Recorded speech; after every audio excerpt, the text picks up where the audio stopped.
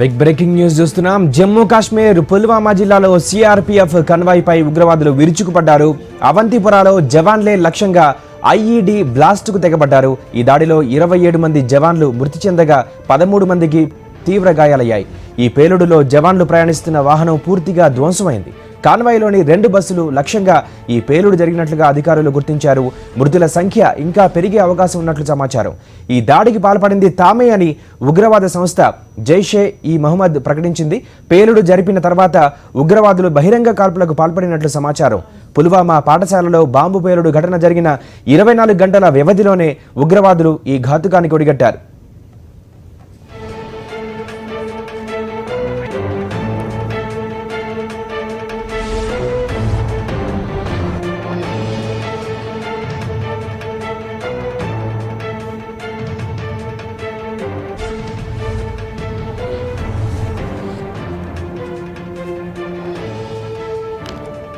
Yuri ఘటన తర్వాత మరోసారి భారత్ జవాన్ల మీద అతిపెద్ద దాడి ఇదే. సిఆర్పీఎఫ్ జవాన్లు జమ్మూ నుంచి శ్రీనగర్కు వెళ్తుండగా ఈ ఘటన జరిగింది. ఓ ఆత్మాహుతి దళ సభ్యుడు కాన్వాయ్లోకి కారును తీసుకువెళ్లి తనను తాను పేల్చేసుకున్నాడు. ఉగ్రవాది దాదాపు 158 కేజీల పేలుడు పదార్థాలతో ఉన్న స్కార్పియో వాహనంతో సిఆర్పీఎఫ్ కాన్వాయ్లోని ఓ బస్సును ఢీకొట్టాడు. దీంతో భారీ విస్ఫోటనం సంభవించిందని ప్రత్యక్ష సాక్షులు చెబుతున్నారు. దాడి సమయంలో కన్వాయ్లో మొత్తం 70 వాహనాలున్నాయి. కారు నడిపిన ఉగ్రవాదిని పుల్వామా ప్రాంతానికి చెందిన ఆదిల్ అహ్మద్గా పోలీసులు గుర్తించారు. 2018లో అతను జైషే మహమ్మద్లో చేరాడు. ఈ దాడికి పాల్పడిన ఉగ్రవాదుల ఏరివేత కోసం భద్రతా బలగాలు రంగంలోకి దిగి కూంబింగ్ నిర్వహిస్తున్నాయి. ఈ ఘటనపై కేంద్ర హోంమంత్రి రాజ్నాథ్ సింగ్ దిగ్భ్రాంతి వ్యక్తం చేశారు. ఉగ్రవాదిని రాష్ట్ర మాజీ సీఎం మెహబూబా ముఫ్తీ తీవ్రంగా ఖండించారు.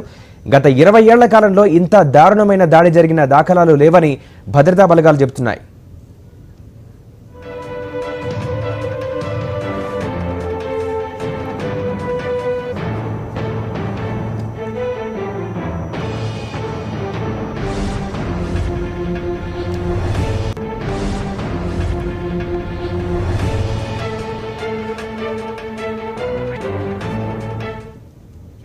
Coming from Jammu and going towards Srinagar was attacked. We have suffered damage to the vehicle as well as to the men. We suspect that it was a vehicle-bound attack. So was it a However, no, it's not confirmed as yet. We have suffered damage to both men and our vehicles. We will get back. Can you give us the number of casualties and injured? At this stage, it's not possible. However, we'll get back to you on that. So what is the condition? Injured have been shifted. All injured have been shifted. All injured have been shifted to the hospital. At the site we are doing the post blast analysis.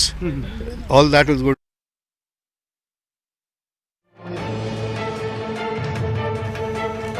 CRPF కన్వాయ్పై ఉగ్రవాదుల దాడికి సంబంధించి latest అప్డేట్స్ను మా correspondent Venkatesh లైవ్లో అందిస్తారు. వెంకటేష్, చెప్పండి, అసలు ఏం జరిగింది? దాడి గురించి పూర్తి డీటెయిల్స్ ఏంటి?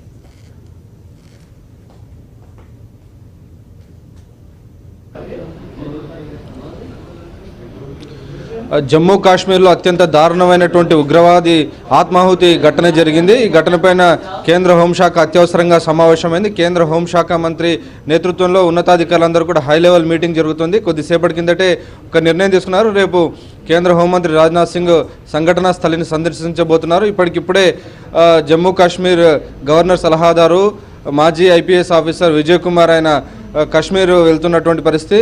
ఈరోజు సిఆర్పీఎఫ్ సంబంధించినటువంటి సుమారు 25 వాహనాల్లో మొత్తం వారందరూ కూడా వెళ్తున్నటువంటి శ్రీనగర్కి వెళ్తున్నటువంటి సమయంలో అవంతి అనేటువంటి ఒక పట్టణం వద్ద నేరుగా ఉగ్రవాదితో కూడినటువంటి ఒక 350 కిలోల ఐఈడీ ఎక్స్ప్లోజివ్స్తో కూడినటువంటి స్కార్పియో వెహికల్ నేరుగా వచ్చి సిఆర్పీఎఫ్ వాహనాలు వెళ్తున్నటువంటి కాన్వాయ్ని ఢీకొంది. దాంతో అక్కడికక్కడే 18 మంది మృతి చెందారు. సో ఇప్పుడు ఆ మృతి చెందినటువంటి వారి సంఖ్య 30కి పెరిగినట్టు తెలుస్తున్నటువంటి పరిస్థితి.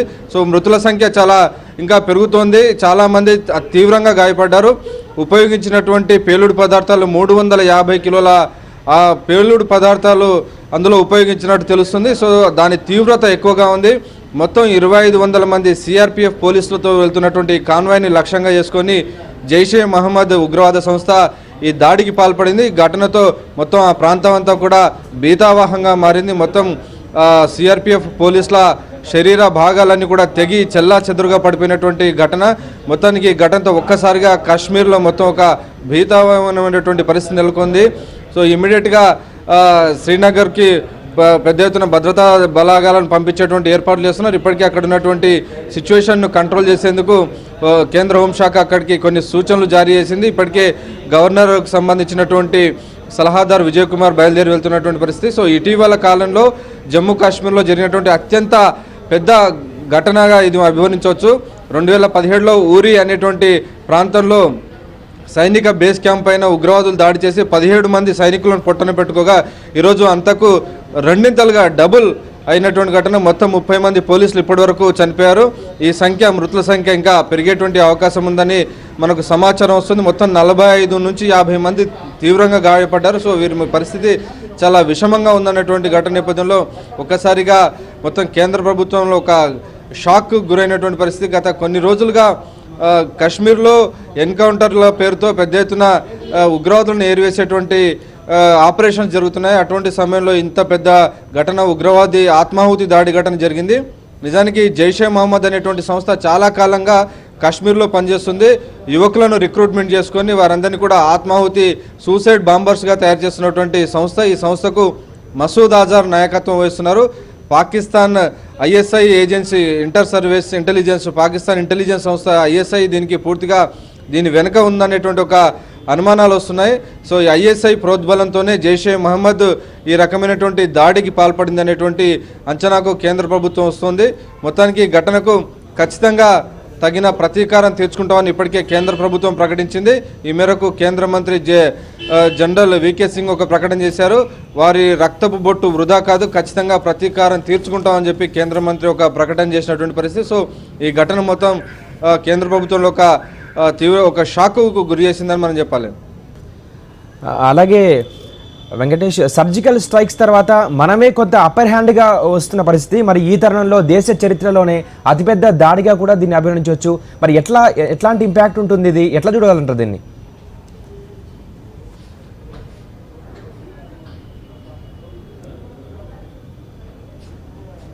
అంటే ఈ జైషే మహమ్మద్ సంస్థ మొదటి నుంచి కూడా ఆత్మాహుతి దాడి ఘటనలు చేయడంలో ఎక్స్పర్ట్గా కనబడుతుంది. దాని చరిత్ర చూస్తే ఆ గతంలో కూడా జమ్మూ కాశ్మీర్ అసెంబ్లీ వద్ద కూడా జైషే మహమ్మద్ ఆత్మాహుతి దాడికి పాల్పడింది. పార్లమెంటుపై దాడికి పాల్పడినటువంటి సంస్థ కూడా జైషే మహమ్మద్ సంస్థ.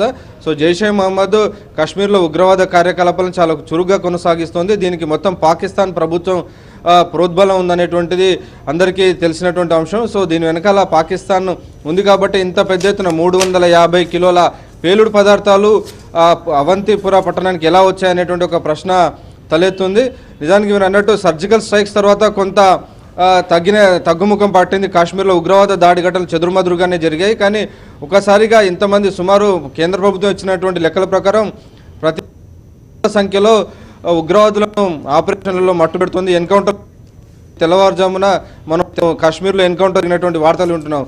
సో వీటన్నింటికీ ప్రతీకారం తీర్చుకునేందుకే ఈరోజు జైషే మహమ్మద్ ఉగ్రవాద సంస్థ చాలా భారీ ఎత్తున ఈ ఉగ్ర ఘటనకు ప్లాన్ చేసింది. సో చాలా మెటిక్యులస్గా చాలా సూక్ష్మంగా సిఆర్పిఎఫ్ ఏ సమయంలో ఎక్కడికి వస్తుంది, దాన్ని ఎలా ఢీకొనాలి, దానికి సంబంధించి పూర్తిగా చాలా కాలంగా దీనిపైన ప్లానింగ్ జరిగినట్టు కనబడుతోంది. సో 2500 మంది వస్తున్నటువంటి సిఆర్పిఎఫ్ కాన్వాయ్ పైన నేరుగా ఒక స్కార్పియో వాహనంలో సుమారు 350 కిలోల ఎక్స్ప్లోజివ్స్ను అందులో ఉంచి నేరుగా అబ్దుల్ అదిల్ అనేటువంటి ఒక ఉగ్రవాది నేరుగా సూసైడ్ బాంబరు నేరుగా వచ్చి సిఆర్పిఎఫ్ వాహనాన్ని ఢీకొట్టారు. అదే సమయంలో కొద్దిమంది ఉగ్రవాదులు కాల్పులు కూడా జరిపినటువంటి పరిస్థితి.